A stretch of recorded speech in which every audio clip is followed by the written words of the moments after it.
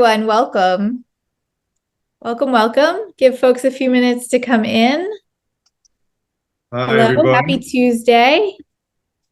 Happy Tuesday, everyone. Got a few more filing in the door. It's always a scrim at the entrance. Okay, welcome. My name is Rachel Scheinerman.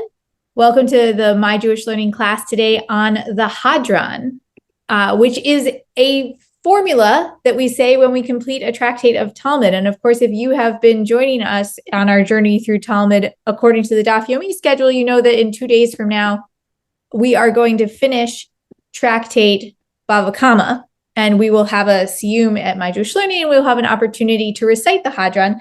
This morning's opportunity is to learn about that thing that we are going to be reciting, which I have to admit, for 4 years of studying Talmud now, every siyum I say the Hadran, but I haven't given it a whole lot of thought. So I'm really excited to learn about it this morning. We're joined by MJL regular Rabbi Elliot Goldberg, who writes, of course, on the Talmud for us for our Daf Yomi newsletter and teaches some of our week in review classes. And let's go ahead and get right into it. Okay, hi everybody. I see some familiar names and faces and some new names and faces, so I'm happy to be together today. Similar to Rachel, I've said the Hadran a lot over the course of my life. I learned about it through saying it at Siyumim, right, at celebrations at the end of study. And decades ago, when I was part of the Chicagoland Jewish High School's founding team, and we had our first graduation, we said, part of our graduation should be like Siyum, right? Since graduation is the end of learning, let's bring a version of this text. And we started to say it there, but also like Rachel, I imagine it's been part of my life and part of my culture in so many ways, but this was an opportunity for me to dig down and learn a little more about the different sections of the Hadran, where it comes from, and a little bit about why we say it and what it's all about. So we're going to dig in today, some words of introduction, and then we'll jump into the text. So as Rachel said, in 2 days, we'll finish Masachet Bava Kama, those of us who are on the Daf Yomi cycle, and we're going to celebrate with a siyum. A siyum is a festive event. Traditionally, it comes with a meal. So Rachel, we have to figure out how on our Zoom Siyum Thursday, we could serve food to everybody throughout the world. If you can solve that one. But it marks the completion of study of a significant corpus of material. So traditionally speaking, the corpus of material that rated for a siyum was the study of a tractate, a masachet of the Babylonian Talmud. But you can celebrate any course of study, and in the modern period, lots of people will convene siyumim when they finish some corpus of learning that they've defined that feels significant to them. And I'm a big fan of celebration, so I feel like we shouldn't put such strict legal obligations on what qualifies for siyum and what doesn't. If you finish a course of study and that feels significant to you, well, go ahead. You should feel free to have a party. That's what I think. The word siyum means completion, and the event starts with exactly that, the completion of the course of study. While sometimes other passages or reflections can be shared, what makes a siyum is when one of the participants who's done all of the learning teaches the last passage of the tractate, bringing the learning to an end.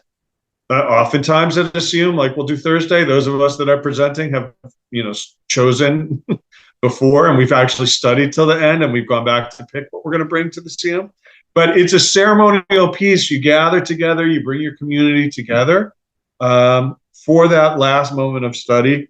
And after you've studied the last paragraph or the last lines, you recite the Hadran. It's the liturgy that goes with the completion of study. And then we eat. So Mazal Tov. It's coming. The text of the Hadran that we say today is printed in the traditional editions of the Talmud. You can find it in a number of places online. The practice of saying the Hadran goes back to the houses of study in Babylonia in the centuries immediately after the closing, the canonization of the Talmud. So it's an ancient practice that's evolved over time. The oldest mention of the Hadran that we know about is in the writings of Hai ben Sharira, Hai Gaon, who lived in the 10th and 11th centuries. Hai Gaon rose to be the head of the academy in Pumbedita. If you're studying Daf Yomi, you know Pumbedita as a city of Jewish importance shows up in the Talmud a lot. And the rabbis from Pumbedita and their academy was one of the thriving places that made the Talmud. And the Geonim, who led the Jewish people after the close of the Talmudic period, continued those houses of study. And so we know at least the 10th or 11th century, this tradition goes back. So we've been doing it for a long time. And we're going to come back. We'll return to Hai Gaon later to see some of what he had to say about the Siyum. All right, I'm going to share some slides that will help us keep track of what's going. Those are some words of introduction. I see that Rachel has added a link to Hadran on Safaria if you want to see the text digitally, or a link to the Rabbinical Assembly's PDF of the Hadran you could see. Rachel, if you will pop into the chat also the link to the slides if people want their own copy of the slides. I will do that now. And you have one question in the chat already. All right. So, I'm good on time. I can take it.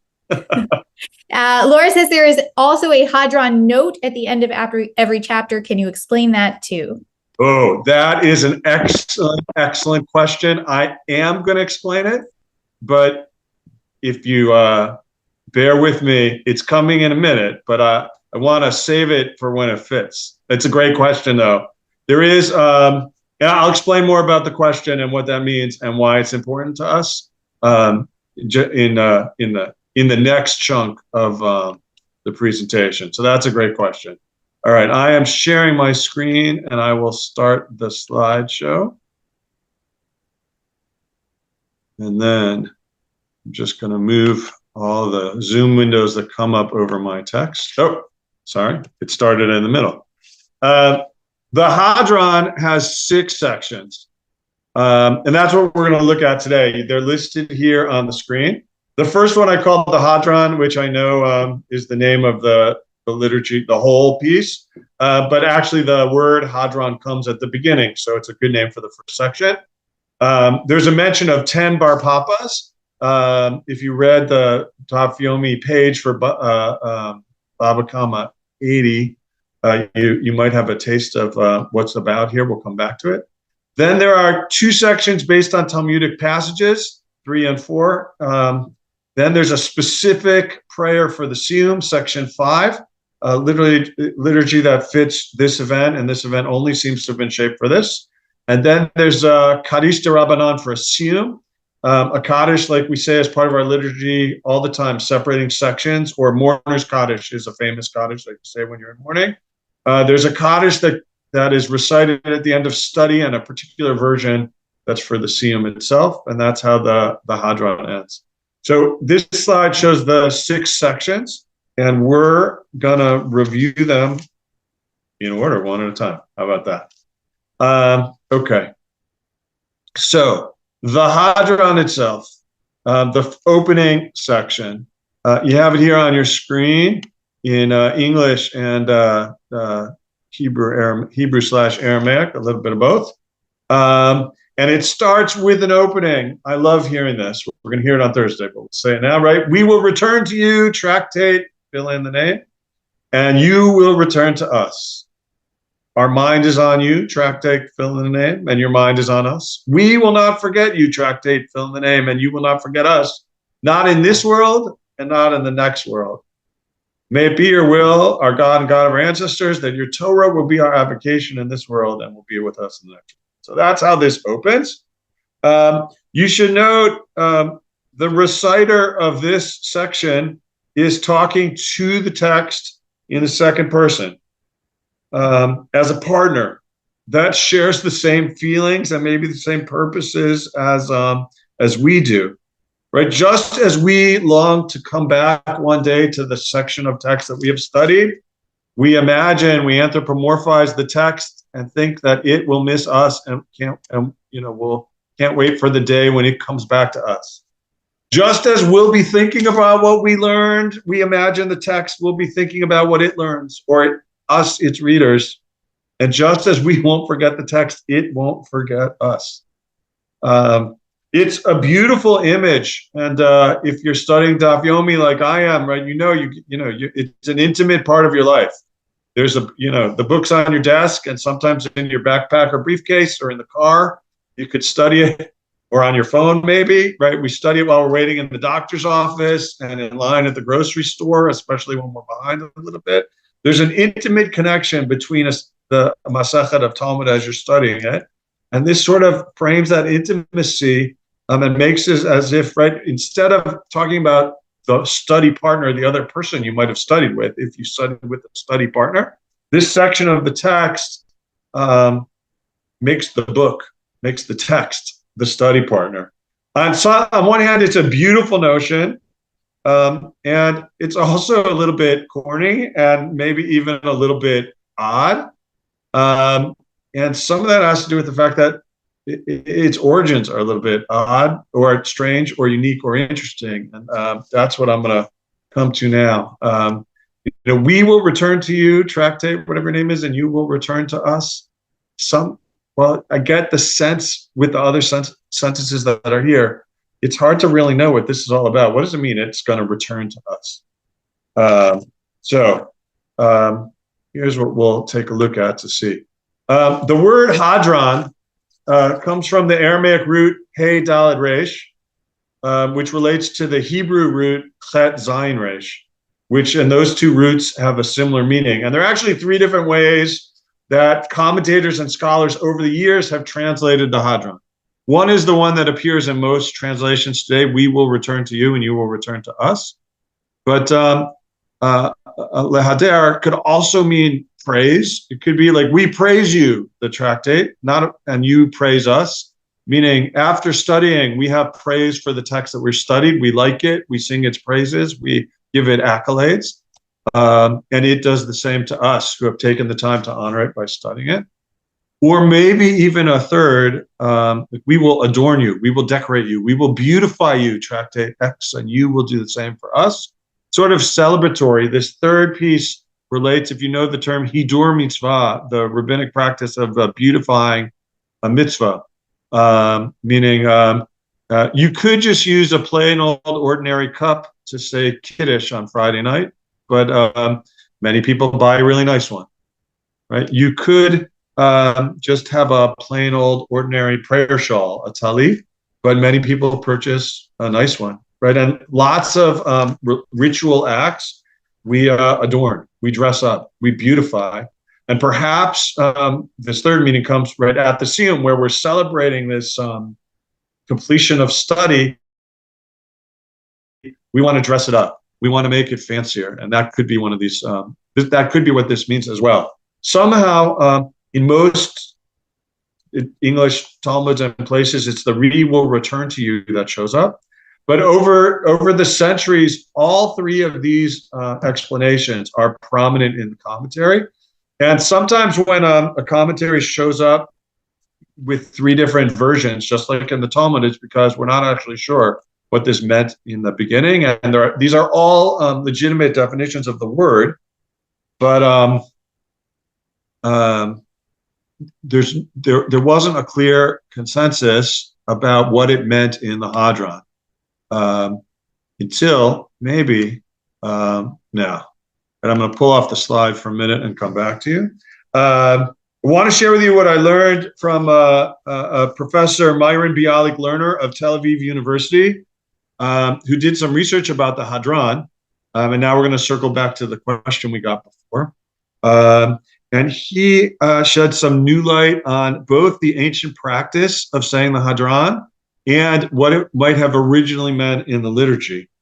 So first, connected to what was noted before, the Hadran was originally said at the end of a chapter, not the end of a Masechet. And according to the record of the Geonim, our friend Hai Gaon that I mentioned before talks about the Hadran was recited, just these first lines or some version of it was recited by the student at the moment where the modern term would be they passed their oral exams. Right in the early stages of the Talmud was memorized, and a student who learned a chapter of Talmud mastered it when they could recite it, and their teacher, who also had mastered this, could say, yes, you have accurately memorized this text.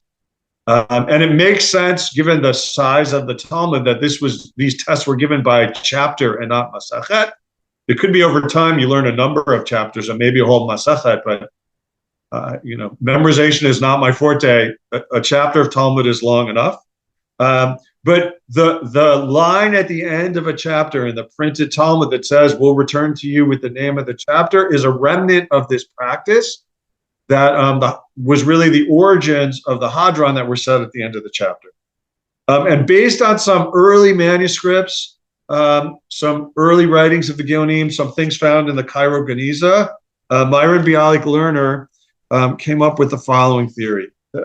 He latches on to early versions of the Hadran that instead of saying, like, we will return to you, right, Hadran Alaf, the earlier texts say, Nahadar Mar Ale, Hadarna Alaf.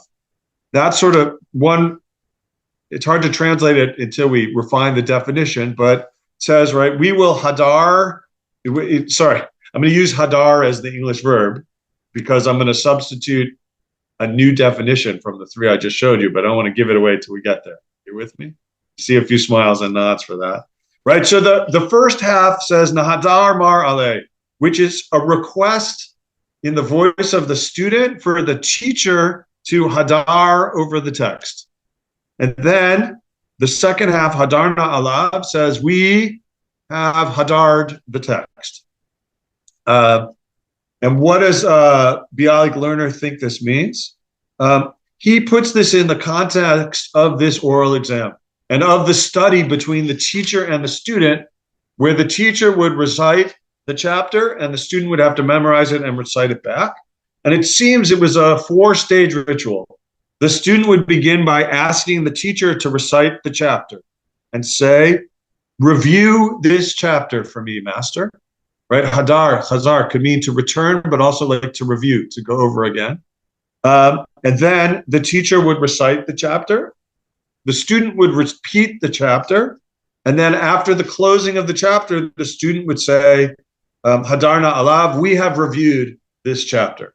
It sort of formalized this study process and of the actual oral transformation of the Talmud.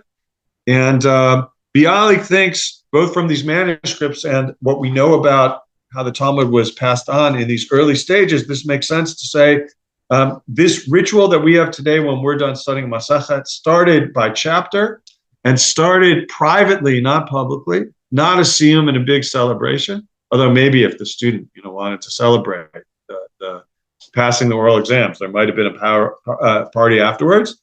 But it was this moment where the student says, my teacher recite this for me. Then they each say the text, and when the student has mastered it at the end, they close with, we've reviewed this text. And this makes sense in terms of the verb, right? The Aramaic verb hadar or the Hebrew word chazar. In modern Hebrew, we use it not just to mean to return, to come back to go back. It's also a chazara in Hebrew is like a rehearsal. Like think about the theater and play rehearsal, where you recite the play in rehearsals until you know the play by heart, and then you perform it. Right? Lachzor, right? A chazara, that's what we say in Hebrew about a play. It seems to make sense too in the Talmudic context. And so this repetition, this rehearsal, this repeating of the chapter became this line that eventually took shape as it does in our liturgy.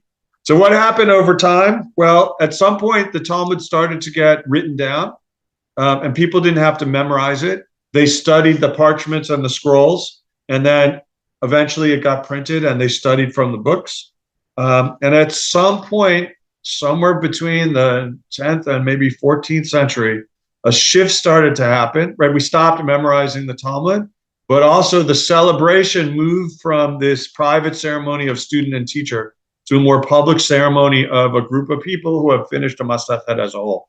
And we moved from one chapter to the book as a whole. And that led to us getting the original line of the text. All right, I'm going to bring the text back up on the screen. And so what happened? I'm going to go back a slide. We started with the line Hadran alach Masechet X, the Hadran Halan, right, which came to be interpreted in one of these three ways that we see here that I have on this slide. And then over time, other lines were added more in the new format of looking at a Masechet as a whole, and not just did we talk about returning or praising or glorifying, but also keeping the Masechet on our mind, making sure we don't forget what we've learned. That's a theme we'll come back to. And then this invocation at the end, Yehi Ratzon, may it be your will, our God and the God of our ancestors, the Torah will be our avocation in this world and will be with us in the next. We say this short prayer that at the end of study, hoping that we'll continue to be able to study in this world, and what we've learned will take us off into the next world. The next world is a whole series of classes, so I'm going to leave the next world aside right now, but maybe we'll come back to that other time. But it's an image, about the world to come. Understand that as you do, and if you're interested, we'll study that on a different day. All right, so that's section one, the Hadran, and a little history of it. Rabbi Goldberg, before we move on to the next section, we've got a question about to what extent the transition to more written texts, right? We go less from the model of memorizing text, and even in the early rabbinic period, we talked in another class about how a Tana was a person who memorized and recited text, right? Yes. And more to written text. Did that correspond to people in general, there being less pressure to memorize text? And does that have something to do with what's going on in the language here? Well, the shift, look, memorizing the Mishnah was hard. Memorizing the Gemara was hard, right? The sense is there was the Mishnah got written down in response to Roman persecutions, when there was actually, people who were studying Torah were being persecuted, and there was a real feeling, if we don't write this down, it will be lost. My sense is the Talmud in its vastness, and over the centuries, as the nature of the yeshivot in Babylonia changed, and the Jews spread out throughout the Mediterranean countries, both Europe and North Africa, and the Talmud spread as well. It was harder to preserve orally. You would need people who learned it, and the travel wanted to move somewhere else and be those people as well. The shift to writing it down helped to preserve the text. At the beginning, it was written down and copied. There still weren't many texts, right? They were handwritten, and you needed parchment. It was an expensive endeavor, and if a community had a chapter or a masechet, that was a very valuable thing that spread. And then eventually, when we get to the printing press, there were printed models, which was the first stage of the Talmud taking off. You might say we're in the internet stage where it took off again in a different way in terms of expansion. But some of the shift had to do with that sort of globalization of Judaism around the Mediterraneanization of Judaism. It's not yet globalized, but spreading out through the world, and the way in which learning shifted, and the culture shifted to writing. I imagine in Europe that was influenced by the church, where church documents and doctrine were written down, where that were there. The Muslims communities in North Africa had a tradition of memorizing the Quran and memorizing commentaries by heart too. So there's some parallels in Islam to the memorization of text that we have, but over time that faded out for us. So on one foot, that's the answer. I don't know who asked. Does that do it? That was from Ellie. Thank you, Ellie. That was a good question. Right. Let's go ahead and continue, and people can continue discussing in the chat. Okay, that's great. All right, I'm going to move forward. So the next section immediately following this is a list of 10 names of Bar Papas. And if you look at a printed version, I'm just going back a slide. This last section, Yehi Ratzon, the May it be your will section, is sometimes printed with the Bar Papas. The study that I did suggests it goes above and not below, but there's some connections in the theme that we say. It's another weird section of the Hadran. We just in the middle stop and list 10 names without much explanation. Many first names, and everyone is called Bar Papa, which means their fathers are all named Papa, and raises many questions. It was this was because of like the silly side of reading this. Why all of a sudden do we stop and like read a bunch of names? It felt sort of Monty Python-esque for me for a while, but led me to start asking my friends in rabbinical school, well, who's your favorite Bar Papa? And I made all my friends pick a favorite Bar Papa. Mine is Rafram Bar Papa. I don't know if you have one, but I encourage you to pick one. I don't have any reason for that. I just like his name. The tradition arose that these are 10 sons of Rav Papa. So let me start with that transition. There are 3 Amoraim, 3 Talmudic rabbis named Rav Papa. The most prominent of which, who just goes by Rav Papa, was a 5th generation Babylonian Amora. Most of the time when Bar Papa is mentioned, where Rav Papa is mentioned, it's a reference to him. There's a second one called Rav Papa Sava, like sort of elder Rav Papa or grandfather Rav Papa, who lived earlier, 3 generations earlier than in the 2nd generation of Amoraim, and he's called like Grandpa Papa to differentiate him from the other Rav Papa, so that we can know when we say Rav Papa which one we're referring to. The third is Rav Papa Bar Shmuel, who's a 3rd and 4th generation Amora, also from Babylonia. There's no indication here which of these 3 Bar Papas these 10 people are connected to. While the default is to go with the 5th generation Amora Rav Papa, because he's the Rav Papa, we also don't know for sure that he had 10 sons. But the tradition says these Bar Papas are brothers. And they're mentioned here in the liturgy because Rav Papa, the 5th generation Amora, studied a lot of text, studied a lot of Torah, and had the fortune to have the wherewithal to celebrate the completion of a Masachet, although it can't be exactly the same because Bar Papa is in the Talmud, so he didn't complete a chapter or Masachet or something in either way. But the tradition says he would finish a Masachet and he would invite his 10 sons to celebrate with him. And because he did this a lot, we mention them, like just like Rav Papa celebrated, and we're celebrating too. We mention his family members somehow, so that we have his merit or their merit, or our celebration will be as festive as his. Other people say there are 10 different instances in the Talmud where Rav Papa weighs in on a dispute between 2 parties, and decides that and finds some compromise place that somehow we're going to follow both opinions. We're going to adopt both practices to make peace, to make completion in the world. And because Rav Papa was known for making peace and finding completion to these disputes, he merited having 10 children, and which gives him, I guess, some completion in his life. I don't know if it's a round number, the 10 children, but so when we're completing a unit of study, we invoke Rav Papa because of the completion that he did by resolving disputes and the blessing that he got with it. It's not clear that that these are any more than folkisms, but these are out there. And if you Google the internet and you look, there are others and more. There are lots of stories that emerged. Now, if you look at these names and you've studied Daf Yomi, you'll know some of these rabbis here appear in the Talmud, or at least rabbis with their name appear in the Talmud. But that makes it a little complicated because Rafram Bar Papa is a member of the 4th generation of the Babylonian Amoraim. So that would mean if Rav Papa, the big one, is his dad, who's in the 5th generation, we have a problem because 4 comes before 5, and usually fathers come before sons.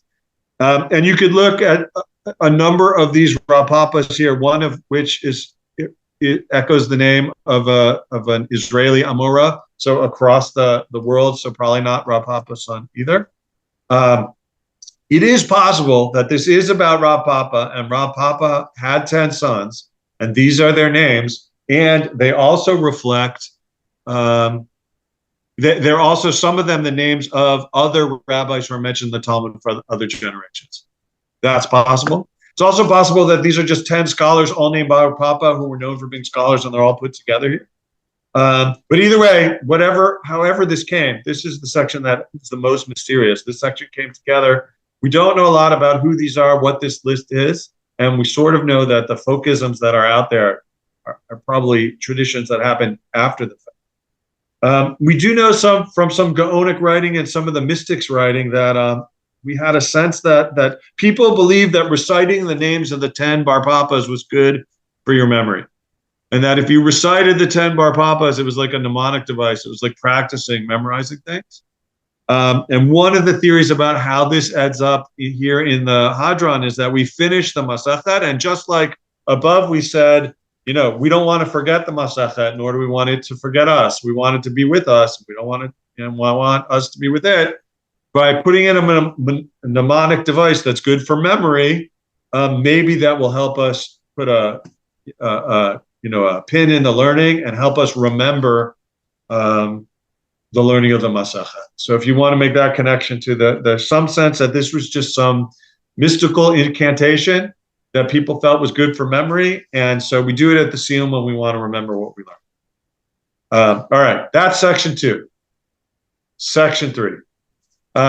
Section 3 is blessings for the study of Torah that are attributed to Rabbi Yochanan. And this section comes from a passage in Masachet Brachot, the first Masachet of the Talmud, page 11b. If you're studying Daf Yomi, this was a long time ago. And I brought the whole discussion here on this slide.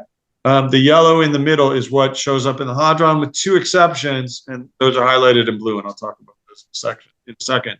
But the rabbis in the Talmud are talking about studying Torah, and when you study Torah, if you have to say a blessing, there's a whole discussion of, does Torah study count only Torah or also Midrash and rabbinic work, legal works as well? And there are a number of opinions about this. And at the end, the Gemara asks, well, what blessing does a person who's about to study say?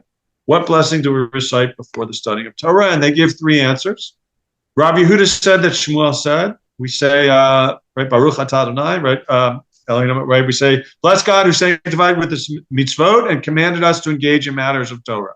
In Hebrew, that's la'asok b'divrei Torah, to engage in matters of Torah. That's one of the blessings. Then Rabbi Yochanan says, he says what Shmuel says, and adds after that a second paragraph.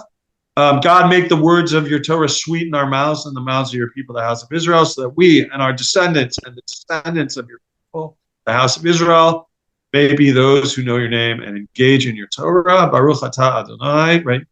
Who teaches Torah to his people Israel. So Rabbi Yochanan says what Shmuel says and adds a paragraph, and then Rav Hamnuna has a third option on its own. Blessed are you, Lord our God, King of the universe, who has chosen us from all the peoples and given us his Torah. Blessed are you, Lord, giver of the Torah.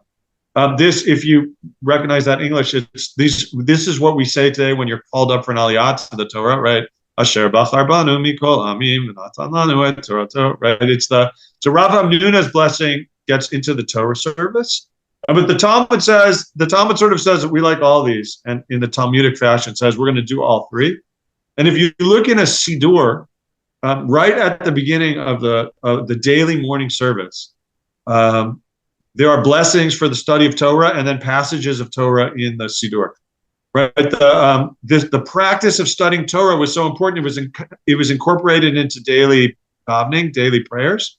And what that did was said, when you get up in the morning, you're supposed to, get up, wash up, and go pray. But you don't want Torah study to be put off for prayer, so they incorporate the obligation to study Torah into the service, and these 3 blessings all appear there. And so if this language is familiar to you, or you're a morning minyan person, you'll see this right really early. And if your synagogue does the full Pesukei Zimra, these are actually in the Siddur, and it's this middle section that's placed in the Hadran with 2 small differences. Instead of engage in your Torah, this is what I've highlighted in blue. It says learn Torah. I'm not sure that that's a significant difference. A synonym was substituted. But the bracha at the end in the siyum says, Baruch atah Adonai lamdeni chukecha. Blessed are you, God, who teaches me your statutes. It's not clear to us why the language was shifted in the Torah, was shifted in the Hadran. But at the end of this paragraph from the Talmud, the Hadran does add in some verses from Psalms, and the bracha that it substitutes, some of the word lamdeni appear above, and they might have shifted the ending blessing to fit the verses that got added to Rabbi Yochanan. But so here's section 3, one of the prayers about blessings in its original context before you study Torah, which we say now either in morning minyan and then you actually study Torah then, or I guess if you're going to study Torah and you want to say a blessing, these would be what you say. But one of the blessings is taken from that liturgy and moved into the Hadran, so we also say a blessing for studying Torah, which is good for our celebration as well. Section 4, also taken from the Talmud. It's in its original context. It's a prayer of Rabbi Nechunya ben Hakana. The Mishnah says that Rabbi Nechunya ben Hakana would recite a short prayer when he went into the study hall and when he left the study hall. This is from Masechet Brachot, also 28b. For time, I'm going to just focus on what he said when he left. I gave you what he said when he went in, or you could look this up also on Sefaria. But this was also not connected to any special day, just on a regular day, right? Nechunya ben Hakana was a regular in the Beit HaMidrash. He said a prayer when he came in that was about, when I go in and I make rulings, can I make sure not to make any mistakes and I not lead my colleagues astray? And when he would leave, he would say this, which appears in the Hadran. The only difference is in the Talmud it's in the singular, and in the Hadran we've shifted it to the plural, so that it's not just Rabbi Nechunya who said this for himself. At the Hadran, we include everyone who's present, and he says the following. I give thanks before you, Lord my God, that you have placed my lot among those who sit in the study hall, that you have not given me my portion among those who sit idly on the street corners. Right? He's happy he gets to study Torah. There's a dichotomy here that could make you uncomfortable. Like, there are more options, but he's framing it. If this is meant to be inclusive, there are people who get to study and people who sit like bums on the street. It might mean there are people who get to study and people who, don't. And he just uses this phrase to include, like, some people have to work and can't study because they have to work, who aren't certainly not idle, but he seems to just mention the two. He says, I rise early and they rise early. He's going to draw some contrast between these groups. I rise early and then pursue matters of Torah, and they rise early for frivolous things. But they work and I work and I get a reward. And they work and do not receive a reward. That's the reward of Torah study. I run and they run. I run to the world to come, and they run to the pit of destruction. Not a reference to the Princess Bride. I think there's a pit of destruction in the Princess Bride. But the contrast here source Pit of despair. Pit of despair. Thank you. It's close. He's painting two groups, and I know when we read this at the Siyum, it's often Rabbi Lopatin who reads this section, and sometimes he rephrases it to not be so down-putting on the people who don't get to study Torah. But the notion here, Rabbi Nechunya is saying, thank God that I get to study Torah. I know there are people who can't. And in our context, or at least for me, I try to read it as some people, because of their lot in life or because of where they are, don't have the opportunity to learn or to study, whether in general or Torah in particular. And at the Siyum, when we finish the Masachet and we're celebrating some major achievement, it's worth saying this blessing to say, I feel lucky that I got to do this, to express gratitude and to appreciate the privilege that we have to get to study, because we know some people in the world don't get to. I'm not sure my theology puts me in Rabbi Nechunya's camp that somehow I get the world to come and they get the pit of destruction. But that's in there from the Talmud, and it's quoted in the Hadran as well. So that's section 4. Section 5.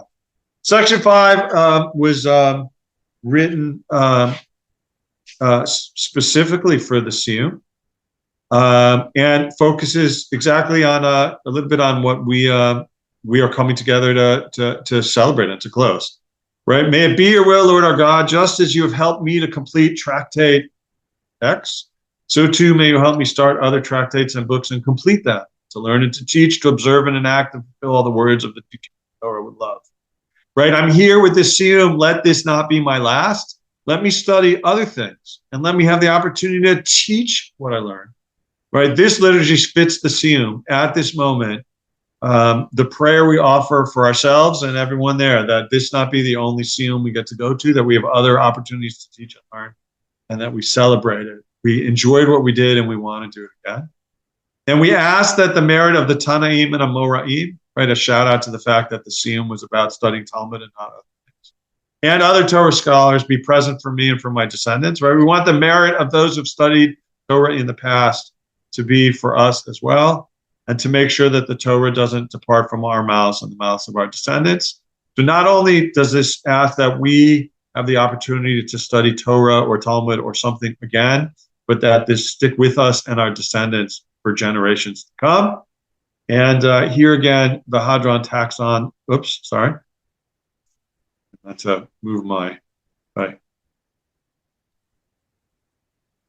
There we go. Sorry about that. I meant to move my my pointer, and I moved the whole slides. All right, tacks on some verses from the Psalms.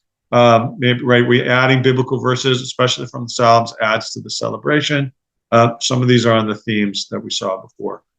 In some ways, right, while the Hadran at the beginning has its origins in the end of a chapter and is a statement about the siyum, the middle sections, the bar papas, I'm not sure exactly what those are about really, but it's an oddity of this prayer, and well, I'm not sure what it's about. It's fun to say. Sections 3 and 4 come from the Talmud from different contexts, could be about anything, but this section here, section 6, is the specific part of this liturgy that's really about what you're at a siyum for. In some ways, you could say this is the heart of the siyum, right? This is what we're gathered for and what we're doing. And then we end with a Kaddish. We say a version of Kaddish Rabbanan for which is specifically for a siyum. The Kaddish is a text that people know mourners say during their period of mourning. And we say on the recite right on the day that marks a year right, since a close relative has died. It's also just liturgical. We say it to separate sections. Rather than go into the text of the Kaddish, which is long and might be a class of its own, and a lot of tough Aramaic and a lot of different concepts, I brought something from Rabbi Elliot Goldberg of Hadran that was recent. That's it's on the My Jewish Learning site. The link's in this slide, and it was in one of the My Jewish Learning daily emails recently. But he says the Kaddish is not praise; it's a request. The worshiper is asking for God to be magnified and to be sanctified, implying correctly that God is not magnified and sanctified right now. Now he's Rabbi Confer is talking about the sum in terms of during a period of mourning, you're feeling God's absence in particular. And so the Kaddish is this request that we feel God's greatness again. But I think while it's pronounced after a loss, sometimes, sitting in the world, we see not just its beauty, but also how it's broken. And there are ways in which God is magnified in the world, and sometimes God is not. And I think the Kaddish for everybody could be a piece asking that God be sanctified in the world more than God is. This prayer, says Rabbi Confer, is acting out a reality that the reality that we live in, a world in which God's name is diminished, and we want God's name to be great and blessed, and ask for that in this prayer. We still live in a world where this hasn't fully happened. So in a moment of Kaddish, a mourner's Kaddish, you're feeling the downside of this. I think one of the reasons why we say Kaddish after study is because in completing a significant work of study, we feel like that's a magnification of God's name. In the same way we talked about praising the Masechet in the opening lines, it's also a moment to praise God and to notice that by finishing a work of study, somehow we've elevated God's presence in. So the Kaddish Rabbanan, we say traditionally after study. It's actually in the morning liturgy that I talked about earlier. We say the blessings for study. We study some passages. We say Kaddish Rabbanan. In some schools or yeshivot or even synagogues, after a study session, it might be a tradition in your community to say Kaddish Rabbanan. For a siyum, we say a version of Kaddish Rabbanan, which is the specific one that's said after study, but it's also mushed together with the Kaddish that's said at a funeral as well. So it's a unique version of the Kaddish that has some elements from the funeral Kaddish and some elements from the study Kaddish, and it's put together into what we say at the end of the siyum. And if you're interested in looking at the language, the links I gave you to Safaria or to the Rabbinical Assembly PDF of the Hadran has the full text of the Kaddish and a translation. But I guessed right that in terms of our timing, we wouldn't have time to dig in deep to the Kaddish as a whole. And I think also the Kaddish as a liturgical piece deserves its own day. So you have those links to look at it more. But I wanted to leave you with this thought from Rabbi Confer that in some sense, when we get to the siyum and we're celebrating that moment of study, we say that Kaddish as a hope that our learning has had an impact on the world. And that through learning itself or through what we do with the learning and the action that comes from it, we're going to magnify God's presence in the world and make the world a better place. And that's why we end. That, my friends. That last point feels like it deserves an amen. Oh, amen. So we have a couple of questions in the chat, and if you like, maybe we can then open it up and see if anyone else has more questions. Thank you so much. I have just learned a lot. Practical question first. Sure. You say Hadran when you finish a segment of Mishnah or of Talmud. What about the Yerushalmi, the Jerusalem Talmud? What about Tanakh, right? Which we're always finishing. What about something later? What if I study, something from Maimonides or the Zohar or some later work? Can I say for any of those? So we know from the bit, from the origin of the Hadran that it started with a chapter of the Bavli and then over time shifted to a Masechet. And the origins of this text and this ceremony was in the Babylonian Jewish community and spread with the Talmud. So traditionally, you would say it after the origin story. Traditionally, you would say it for a Masechet of the Bavli or for a whole Seder of Mishnah, 1/6 of the Mishnah. Those are all great. Could you say it more broadly? Like there are some, we have lots of different stripes and flavors of Jews. There are some who are strict constructionists and say this ritual comes from these places. That's where it should be. I'm not of that camp. But the Yerushalmi wasn't studied as much. In some ways, it's made a little bit of a revival today. But although Daf Yomi has made the Bavli's revival overshadow the Yerushalmi's revival. Could you do a siyum over the Masechet or a chapter of the Yerushalmi? Sure. Could you do it if you studied a book of Rambam's Mishnah Torah? Sure. It was part of graduation at the Chicagoland Jewish High School, as I said, which was marking 4 years of high school and like the canon of our curriculum. It was part of my rabbinical school graduate ordination. Although we studied Masechet Gemara, we studied Masechet Chagiga so that our siyum wouldn't just be about rabbinical school; it would also be a Masechet.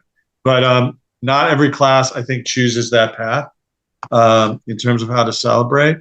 The Hadran is not part of, like we said, Torah. Like if you're studying Torah, with Parshat Shavua, we have Simchas Torah that has its own liturgy and ritual for ending and starting the Torah.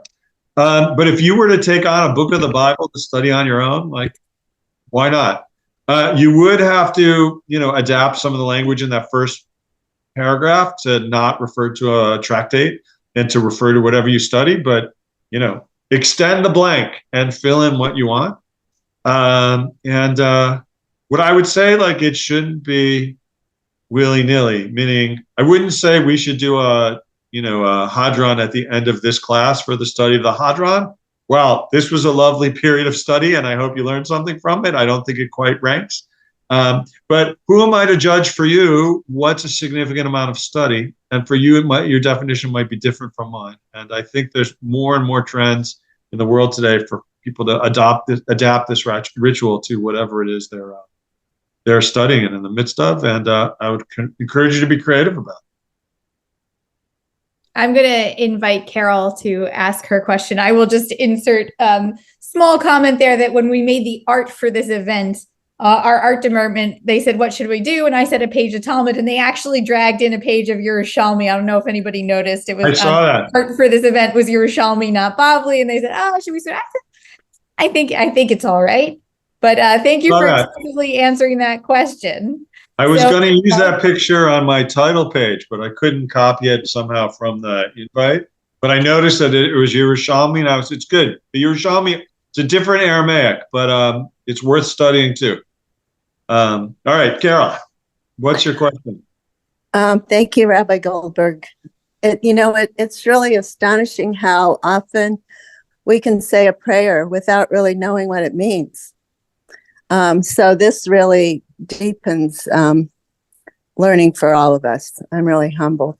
My question is about what you said about the Kaddish, which I also read recently in the My Jewish Learning post about the Kaddish, which is the idea of a request. And it comes back to what you said at the very beginning about, I think your first point about the Hadran is we will return to the tractate will return to us. And it's that use of the second person. To whom are we requesting something in the Kaddish? And if it's God, what is the tone? I'm sort of interested in that. Yeah. Thank you. Sure. That's a great question. First, I want to say something about your opening point and then to your question. It's true, our Jewish liturgy that's millennia old, there's always more to it than, the version that we have today. I spent a little time on the origin story on the first section of the Hadran. There is a whole history that you can see through manuscripts and the printing press about how the later 4 sections got added and when. Over time, somewhere between those initial ones in the 10th, 11th century till today, there was an evolution that the time we had today didn't fit, didn't allow us to delve into every possible detail. So there's even more that we could look at. But I think the more you get to dip in and see what's here, and the more you see echoes of one text in another, you start to feel the weight and the layers of history in the text. And to me, that adds to what the Hadran's about, knowing that it goes back to the Talmud itself and to the days right after. To your question about the Talmud, it's a great question. Rabbi Confer addresses it some in the piece that I quoted from. As I read it, the Kaddish is sort of addressed to either the people in the room, can we make this happen? Or it's addressed sort of anonymously. It's not, unlike other tefillot, like some sections of the Hadran that are addressed directly to God, the Kaddish is not addressed to God. And so who it's addressed to, it's a little bit of a mystery. You have to find, I think that opens up, and especially if you're someone who's saying it a lot because you're in a period of mourning, you might read it different ways on different days depending on your mood and how you're feeling and what you need on that day. There's no one answer to that, but except that it's sort of addressed openly, and you have to make with that what you will. Thanks for the question, Carol.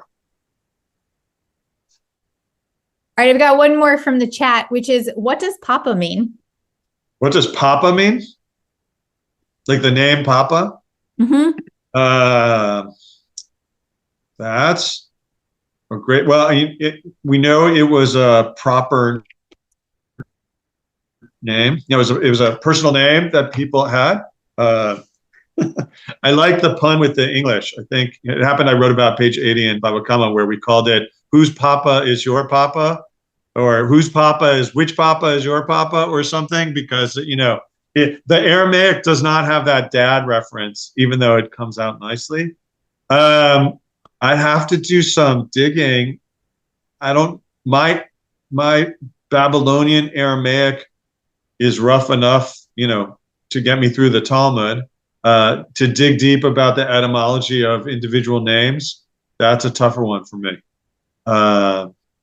So I don't have an immediate, I would say that's a stumper today. And I'd have to dig in to see if one of the dictionaries that I have comments about the names. Generally speaking, as far as I know, when I've looked up names, they don't show up unless they share a root with, like the name Rabbi Meir, that the name Meir is connected to light. Papa, I don't know of what the source of that root is. If someone knows, throw it in the text. And if not, I would suggest if you go look in, there's on Safaria, there are a few reference dictionaries. You could do a search for Papa Pei Aleph, and maybe you'll come up with something. And that's the best I got. A stumper. It could be a non-Hebrew or non-Semitic etymology, right? Right. It also could be right. Or something. Right. It could be Greek. It could be Babylonian. Right. There's a professor at Yeshiva University whose expertise is in Babylonian and has added a lot. Most of what we knew about the Talmud and what we thought came from scholars of the Greek and Roman world. There's a scholar at Yeshiva University whose name escapes me this moment, who brought more about how the Babylonian world influenced the Talmud. Maybe there's something there that it connects to the Babylonian culture. But I'm stumped by that. So let's, who's got one that we can answer? Let's not end on a stumper. I think we have hit the questions. If I missed your question, please repeat it down below. We have 2 more minutes in the session. And in the meantime, I just want to say, Rabbi Goldberg, that you can't read the chat because you're talking and thinking, but there's lots of messages of appreciation coming in for you from the chat, both publicly and privately to me, which is lovely. But I wanted to take an opportunity to tell you that they are really for you, to say thank you for this learning. Also, remind me, because we had this discussion in describing this class to people. Judaism, of course, has blessings and prayers. And I would have guessed that it would make sense to call this a blessing, right? A blessing is sort of I'm off the cuff, I might be defining this wrong, but a blessing is sort of a statement of praise or appreciation of God, whereas a prayer might have more of a request kind of cast to it. If we were to try and define it, is it either of those things or is it something else? I think this is, as my kids would say, they would say it about Taylor Swift, but this is a mashup. Okay. Like we're listening to a lot of Taylor Swift mashups from her live concerts now. But technically, to be a blessing, it has to have the formula Baruch Atah Adonai, right? And some of these paragraphs do. Some of these paragraphs are prayerful, right? Because they make a request of God, like the sections from the Talmud. Right, the incantation of the 10 bar papas, I'm not sure what to label that as well, as is the formal addressing of the, Hadran Allah, right? We will return to you, or, we have studied, or however you want to read that line. That doesn't fit neatly into the prayer. That's more formulaic and ritual, formula ritual that does have some meaning. I wouldn't call it a prayer or a blessing. And that's, that's one of the reasons why I went with tried to divide this up into the 6 sections, because they are distinct. If you're reading them together, it looks like 2 8.5 by 11 sheets of Hebrew and Aramaic text, or with translation. You wouldn't know to split it this way and to see the sources to be different unless you're reading from a version that, has footnotes. Then you need another half a page. So there's a way in which that this ritual has elements of all of them. And I would say like a ritual at a Brit Milah, like a bris, that has that also. There are statements, there are blessings, there are prayers, there are so we have other examples of rituals that have liturgy that draws from different things. If you're someone who does the Kiddush Levana, there's a mystical tradition that when the first after Shabbat, when the new moon, the first Shabbat after new moon appears, there's a whole liturgy to go out and see the new moon and sing and dance to it that has different sections too. That, in some ways has different parts like this. So I think this is one of these, well, I said it before, it's sort of a mashup. It has elements that are all those elements, and they're arranged here in this form, the way it developed over the century. Okay, I think we are going to leave it there. I want to thank you so much for this class, and I wanted to just let everybody know that we did record this class. It will go onto YouTube, as most of our classes do, and we will also share a link at the bottom of our newsletter. So if you want to, if you only got here for part of it, or you want to share it with a friend, it will be available in both of those places. In addition, if you watch your Daf Yomi newsletter, there should be links already there are links already for registering for our Siyum in exactly 2 days' time. But if not, I have just popped that into the chat. So I'm sorry, type and speak. Sorry, hard. The Siyum link is now in the chat if you would like to register. So thank you, everybody. As always, I learn a lot from you, and also, of course, from our presenters. Thank you, Rabbi Goldberg. I never gave the Hadran a whole lot of thought as much as I have this morning, and I am looking forward to celebrating this tractate with all of you in 2 days and reciting this at that time. If you happen to be coming to the Siyum and it feels different when we do the ritual at the end, throw a note in the chat. So I'd love that data to say, if you're here and then you do it, what's new for you? I'd love to see what emerges from that at the Siyum, if you can. Okay. Thank you, sorry, everybody. You were crescendoing to the end, and No, that was great. About it. That was great. Everyone have a wonderful Tuesday, and we will hopefully see you on Thursday, and of course in your inbox tomorrow morning. Bye-bye. All right, take care, everybody. Thanks, Rachel.